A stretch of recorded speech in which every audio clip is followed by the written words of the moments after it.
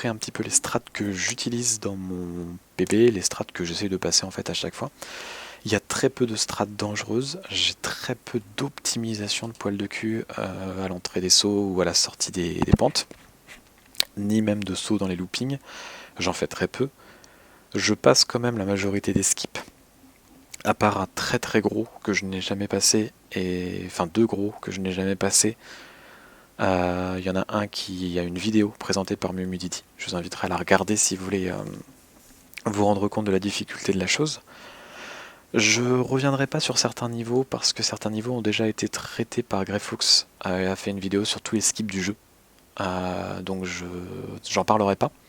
Enfin, je remontrerai très rapidement, mais je ne m'appesantirai pas dessus. Je vous invite aussi à regarder le tuto de Bad Shark, tuto sur les rainbows. Il fait tous les rainbows du jeu, il explique comment les faire le plus simplement possible. Donc avec le moins de strats, et c'est là-dessus que se base la majorité de mon tuto et des strats que j'utilise. Voilà. Sans préambule, on va commencer par Hello World, et je vous montre un petit peu les différents repères que je peux avoir sur chaque niveau. Donc là en gros, avant la barre jaune, juste au niveau de la barre jaune, je saute. Pareil pour ici, je vais sauter en fait juste avant le scotch gris. Et je saute à la fin de la plateforme. En sautant à la fin de la plateforme avec la vitesse que j'ai, j'arrive dans cette pente là, dans lequel je slide. Donc le but c'est de slider dans ces pentes là. Ici, repère visuel, ici. Attendez, mais l'avion il bouge plus là? Attends, il y a un avion qui fait du surplace formidable. Ici, il y a un petit repère visuel juste là. Et vous voyez, entre les deux briques, il y a une séparation.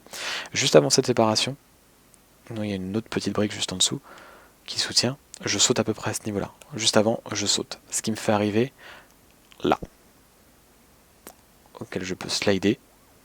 Et arriver ici, je reste en fait en slidant. Je slide, je slide, je slide.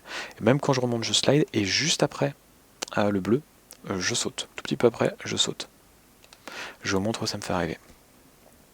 Donc, saut, saut avant le gris, saut, et je slide. Je saute avant le repère, je slide, je reste slidé, et juste après le bleu, je saute, ce qui me fait arriver juste dans la pente, qui est juste au-dessus.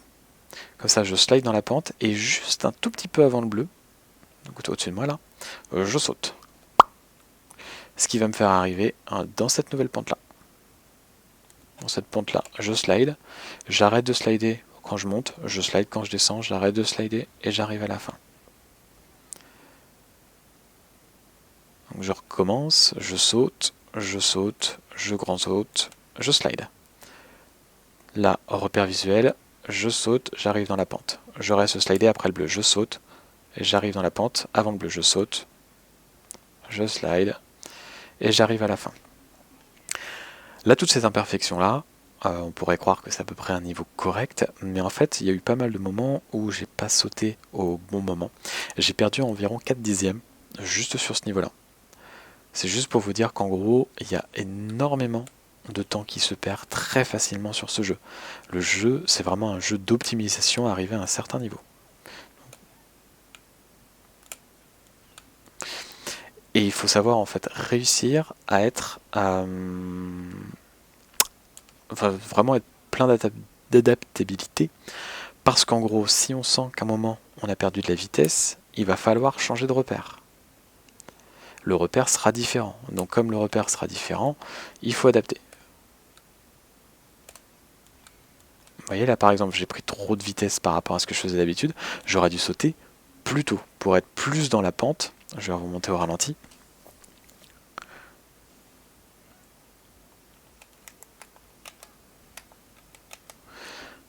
Que je vous montre. Donc là en gros, mon saut à la fin s'est super bien passé et je suis arrivé pile dans la pente. Donc j'ai repris plein de vitesse, mais j'ai sauté trop tard. Donc comme j'ai sauté trop tard, j'étais pas dans la pente, donc j'ai perdu du temps dans la pente. Je recommence. J'ai préféré le remontrer plusieurs fois pour bien que ça rentre, parce que c'est par la répétition qu'on apprend. Donc avant le repère, je saute, je slide. Je saute, j'arrive dans la pente trop loin. Si j'arrive trop loin, j'aurai pas assez de vitesse. Si j'ai pas assez de vitesse, j'aurais dû m'adapter pour y arriver. Donc je slide. Dans le repère, je slide. Juste après le bleu, je saute. Un petit peu trop tard, j'ai perdu de la vitesse, il faut que j'aille loin pour arriver dans la pente. Et j'arrive à la fin. Le but sur ce niveau-là, c'est d'atteindre les 19 tourons. 19 tourons, c'est un bon temps. C'est un temps où on peut se dire, ok, j'ai pas vraiment perdu de temps. Voilà.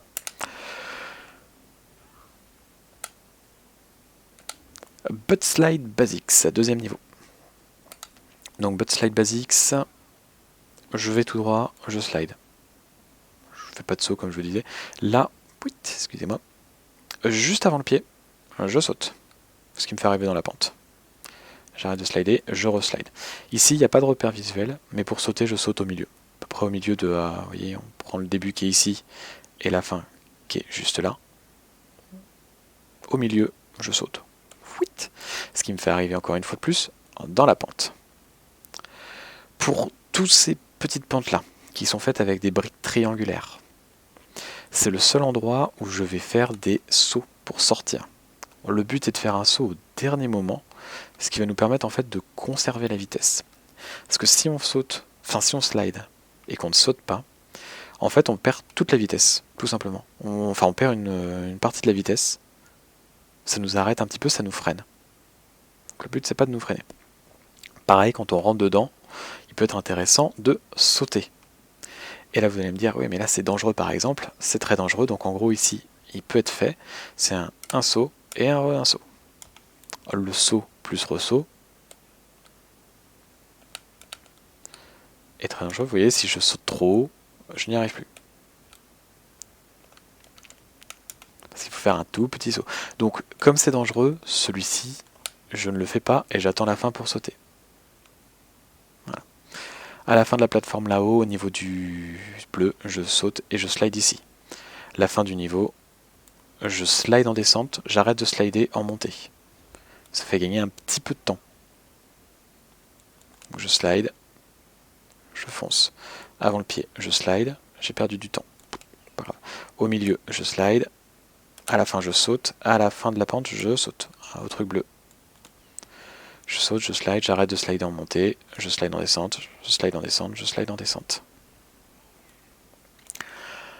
Le but ici, sur ce niveau-là, c'est de viser les 19,50.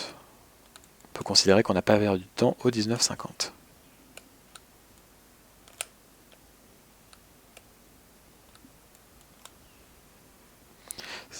Hop, je slide, j'arrête, je slide, j'arrête, je slide. 19,55. Ça me va, j'accepte encore. Et 19,50, c'est les meilleurs temps à peu près de tous les amis que je peux avoir ici. Loops of Destiny. Je slide, je saute pas du tout. Et je slide encore, ça me suffit. À la fin, ici, juste à la fin, vraiment à la toute fin, je saute. Qu'en sautant à la toute fin, ça me fait arriver juste dans cette pente-là. Comme c'est une pente, je me mets en slide, et comme c'est une pente avec une fin triangulaire, je saute à la fin. Puis je continue juste ici, à la moitié à peu près de la pente, on va dire à peu près ici, je saute. Le saut me permet d'arriver en fait pile dans cette pente-là, dans laquelle je slide, et à la sortie de ce slide, c'est un des rares où je fais, parce que j'aime bien faire ce saut ici, je saute en gros au passage, vous voyez, entre le plastique et le bois, je saute. Paf. Et ici, je ressaute quasiment dès que possible, en fait, je ressaute. Ça me fait arriver dans cette pente-là, que je prends en slidant, comme c'est une pente triangulaire, je saute pour sortir. Et ici, on va revenir avec un petit peu plus de vitesse, parce que c'est compliqué. Hop. Donc, à la toute fin, je saute, j'arrive dans la pente, je saute, je sors de la pente. Au milieu, je saute, j'arrive dans la pente, je fais un saut pour sortir, un saut, je saute, hop là. Bleu, saut. Donc pour faire ça, vous voyez, il y a un petit repère ici, c'est bleu, je saute, et au mur, je ressaute. Ça me fait arriver tout en haut. Je suis obligé de repartir du départ sur celui-ci parce que sinon on n'a pas de vitesse avec la stratégie sur port du checkpoint. Bleu, je saute, mur, je saute. Si j'ai pris assez de vitesse et que j'ai bien pris mon wall jump sans perte de vitesse, je ne me prends pas ce petit rebord. Ça veut dire qu'il est possible, quand on a assez de vitesse, de juste continuer et de ne pas sauter. Ce que je fais moi, parce que je sais que régulièrement sur le wall jump je perds de la vitesse. C'est une mauvaise habitude que j'ai pris, que je n'ai pas réussi à enlever. Donc comme je perds de la vitesse, au lieu d'aller tout droit, je saute au milieu de la truc. C'est pas fou, on perd un petit peu de temps, ça se chiffre en 1 ou 2 dixièmes. On perd un petit peu de vitesse, mais ça me permet de s'effiser la chose et de ne pas complètement faire un full stop sur ce petit coin là. Bon. Après vous en faites ce que vous voulez. Ici je saute au-dessus, je prends pas cette vitesse là, puis ici je slide. Je prends le looping, et à la fin du loop, au début de la pente, j'arrête de slider. Donc je slidais, j'arrête de slider, je continue, et je saute. En sautant, en fait, ça me fait arriver juste au-dessus. Et en fait, ça me fait même arriver juste là, dans la pente. Pouf. Je recommence pour vous montrer. Hop. Je saute, j'ai sauté trop tôt, donc ça a servi à rien. Là, c'est bon. Bleu, saut. Là, si j'ai assez de vitesse, je me coince pas. Je slide, je reste slidé, j'arrête de slider, je saute à la fin, et j'arrive dans la pente, et à la fin de la pente, je saute pour en sortir. On recommence. On slide, saut à la fin, je saute à la fin du truc, au milieu, je saute, je reprends la vitesse, je saute à la fin, je saute encore à la fin pour sortir, bleu, saut. Je dirais que j'ai assez de vitesse, donc je fonce. Je saute au-dessus, je slide, j'arrête de slider, je saute jusqu'à la pente, dans la pente je slide, et je saute à la fin, et j'arrive ici. Je vais pas vous dire de viser les 25-50, c'est compliqué, j'y arrive très rarement. Je vise les 25-75, 25-80 pour être dans un temps qui me convient. Après, c'est chacun en fonction de ses repères et chacun en fonction de son niveau. Back to back. Back to back, ici, premier repère, hein, comme d'habitude, le scotch. Je saute, ça me fait arriver dans cette pente-là. Donc juste dans le scotch, je saute. Vraiment dans le scotch, pas vraiment dans le scotch. Je saute, je saute. À la fin, c'est un triangle. Il faut être sûr de l'avoir parce que si on le fait au dernier moment, c'est bon. Si on le fait avant, on a le risque de sauter trop loin et de se retrouver dans cette pente-là. Et si on arrive d'un saut en début de pente, on va perdre de la vitesse. Donc en gros, je saute et voilà. Donc ici, hop, donc on recommence. Je saute, on peut faire un saut ici si vous voulez, et je saute assez haut pour prendre assez de vitesse sur le saut ici. J'aime bien prendre de la vitesse pour ensuite slider dans ceci. Après le slide, je lâche, je remets, et en haut, au niveau du repère bleu, on va sauter. C'est les sauts dans les loopings, ça permet de regagner de la vitesse. Si on ne le fait pas, en fait notre Action Hank, ça reste un gros patapouf, et vous entendez le bruit. On entend vraiment un gros boum. Un peu plus sourd, voilà. Donc en fait le but c'est d'atténuer un maximum le bruit. Parce que si on le fait pas, on sent en fait la lourdeur de la chose et il perd de la vitesse. Voilà. Donc en gros le but, à la fin on saute, et là au repère bleu, on ressaute encore une fois pour aller de l'autre côté. Je recommence au départ. Donc scotch violet, je saute, et vous voyez ce que je disais tout à l'heure, si je saute trop tard, j'arrive dans la pente. On prend de la vitesse, je lâche, on reprend, en haut je saute, et au niveau du repère bleu je saute. j'esquive ceci. Ici, pareil que tout à l'heure, repère visuel. Là, il y a le petit, la séparation entre les deux briques. Juste avant le pied ici, je saute. Juste à peu près ici, je saute, ce qui me fait arriver dans cette pente-là. Et à la fin de ce niveau, je ne fais plus rien. Dans le sens où, je vous montre avec assez de vitesse, je ne saute plus. C'est-à-dire que là, je saute, je prends la rampe, et ensuite je continue tout droit, je fais juste du slide quand je descends, et de la marche quand je monte ou quand je suis en horizontal, tout simplement. Et ça me suffit largement pour ce que je vise.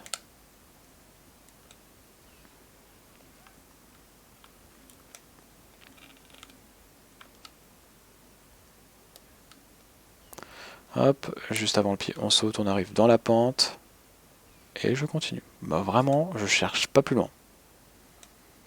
On pourrait faire, il y a beaucoup d'optimisation, hein. C'est pour ça que je suis très loin des meilleurs niveaux, parce que je ne fais pas ce genre d'optimisation. Et je suis à déjà, sur ma run que je viens de faire, je suis à 7 dixièmes du meilleur temps de Mumu, et je suis à 1 seconde 3 de Z, l'un des meilleurs du monde. Vous voyez, parce qu'il y a beaucoup d'optimisation, parce qu'en gros on pourrait faire donc les sauts ici par exemple.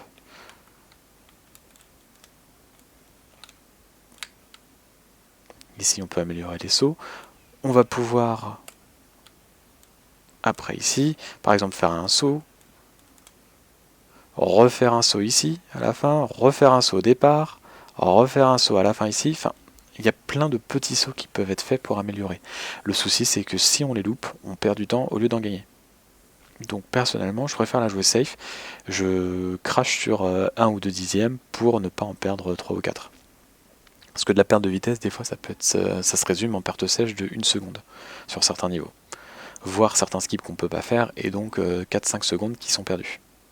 Donc je préfère faire vraiment des strats qui me permettent de garder une vitesse assez constante, et de garder vraiment les petits jumps qui sont essentiels à certains skips ou à certains passages. Je termine avec Hotfit, donc a déjà été expliqué par Griffux au niveau du skip. Tout simplement, je slide, je saute à la fin. Ici, le but va être de sauter au dernier moment. Parce qu'en fait, si je ne saute pas au dernier moment, Action Hang va s'écraser dessus. Et donc, perdre de la vitesse. En sautant au dernier moment, c'est comme si en fait, il continuait sur une plateforme. Vous sentez la différence entre normalement les deux. Donc en gros, il perd moins de vitesse en faisant ça. Donc en gros, on saute et à la fin, on saute au-dessus, tout simplement. Donc en gros, c'est un double saut. Clac, clac. Ici, dans la slide, on va sauter au dernier moment. Enfin, on va slider et au dernier moment, on va sauter. On essaie de le faire au dernier moment pour arriver plus facilement au niveau de la course là. Et ensuite, va se passer le skip. Donc là, on va ressauter. À la fin, un petit saut pour éviter la pente triangulaire. Ici, on prend la vitesse. Là, moi, je saute en plein milieu, ce qui me fait arriver dans la pente. Et on arrive au skip. En gros, le skip, à peu près ici à la moitié, on saute, ce qui nous fait arriver pile là-dessus. Et ce qui nous fait garder assez de vitesse avec tout ce qu'on a fait juste avant pour pouvoir faire plusieurs sauts pour conserver la vitesse.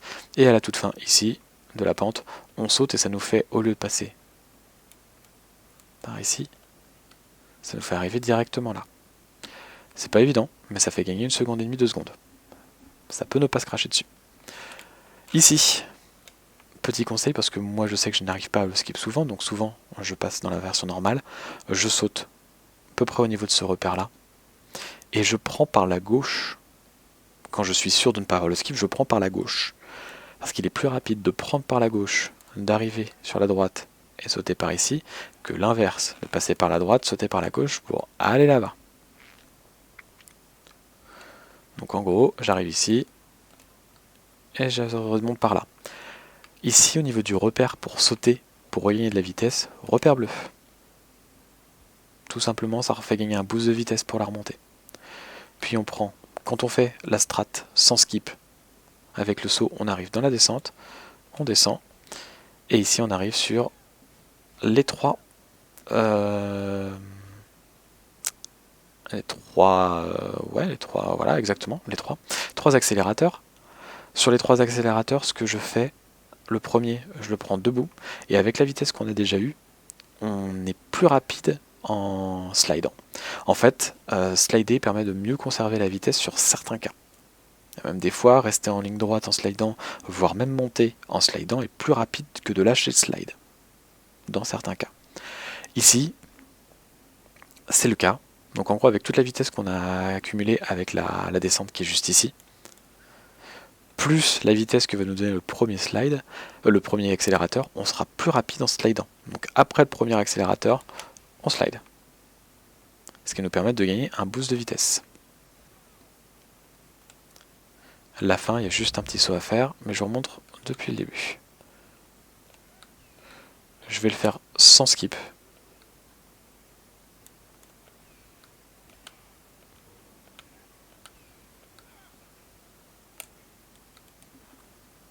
Vous voyez, normalement on passe par ici. Hein.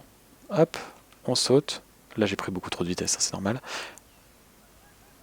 Et donc la fin, le saut, c'est juste un grand saut. Je recommence, excusez-moi, j'étais dans mes pensées.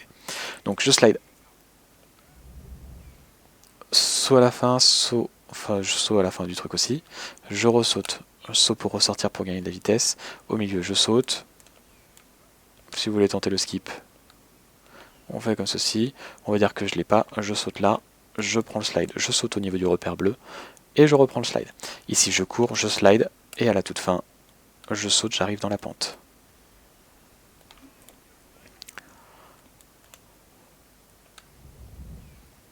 Je recommence, donc saut. Là, on va essayer avec le skip. Mais c'est pas un skip que j'ai souvent. On va quand même tester. Pourquoi pas. Et comme ça, au pire, je monte la backup. Je ne l'ai pas, je slide au niveau du repère bleu. Je ressaute. Hop. Je slide. À la fin. Et voici. Il n'y a pas de grande différence entre le tenter si on est loin et ne pas le tenter. On est sur 1 ou 2 dixièmes. Mais voilà. Je trouve ça plus safe de ne pas le tenter quand je suis sûr de ne pas l'avoir et de prendre le truc à gauche. Enfin la rampe depuis la gauche.